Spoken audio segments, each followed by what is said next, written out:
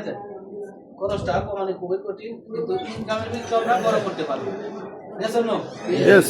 So, primary income আর expenses, income আর খরচ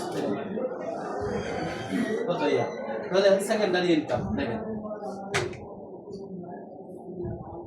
এখন এই যে আমার ইনকাম যদি বড় হয় তাহলে খরচ টাকাটা অটোমেটিক কমবে নাকি? তারপর ছোটবেলার একটা মনে করছে আমরা দাদা দিতাম ছোটবেলা স্কুলে পড়ি, আমরা বলতাম বন্ধুরা বলতাম যে এটার মধ্যে স্পর্শ না করে ছোট করতাম, বাজি ধরতাম, এটার মধ্যে স্পর্শ না করে ছোট করার লাগে। তো যারা না জানে এরা তো পারবো না, ঠিক আছে?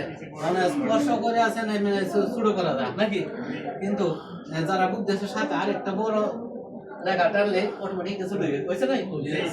তো এটা মনে হয়ে গেছে আর কি। তো এই দেখেন আমরা ওইটা স্পর্শ না করে ওটা যদি বড় করি অটোমেটিক ওটা ছোট হয়ে গেছে নাকি? তাহলে আমরা চাই না যে সেকেন্ডারি একটা ইনকাম তৈরি করতে? আলহামদুলিল্লাহ। দেখেন how can build a secondary income without any invest. Any invest বলি না, এনি মানি ইনভেস্ট, উইদাউট মানি ইনভেস্ট, এনি ইনভেস্ট না। কারণ এই যে আপনারা এখন আসছেন আধা ঘন্টা 1 ঘন্টা সময় দিতেছেন, সময় ইনভেস্ট করছেন, yes or no? Yes. এবং শ্রম ইনভেস্ট করতেছি। আমি দুঘাত থেকে কিন্তু আসছি, ঠিক আছে? এরপরে আবার সন্ধ্যা করে কথা আবার যাইছি, তাহলে শ্রম ইনভেস্ট করতেছি, আমার পরিশ্রম ইনভেস্ট করতেছি, মেহনত এবং সময়ও ইনভেস্ট করতেছি। তো মানি ইনভেস্ট সবচেয়ে ভয়ের হলো মানি ইনভেস্ট, মানে সবচেয়ে মুশকিল হলো মানি ইনভেস্ট করে। তো এই যে আপনারা বিদেশে আসছেন, নতুন আসছেন, পুরাতন আসছেন, অনেক বিভিন্ন ধরনের সিটার বাটফার আসবো, বিভিন্ন ধরনের কোম্পানি নিয়ে আসবো, ইয়ার দেখলে পয়সা, এই কয়েন কিনো, এই কিনো, সেই কিনো, ঠিক আছে? ইনভেস্ট যে ওই আইডি খুলো, কত টাকা দেয়া, পরে ডলার আসবে, এই সে এক পয়সা যদি ইনভেস্ট করার কথা কেউ কোনোটার মধ্যে ঢুকতে পারবে না, সব মধ্যে বেজার আছে। Yes or no? Yes. যদি কেউ বলে যে ওই 500 ইনভেস্ট করো, এই এক মাসে কত টাকা আসতে থাকবে কইতে দিব টাকা, ঠিক আছে? এটা আমরা চিন্তা করি না, ঠিক আছে?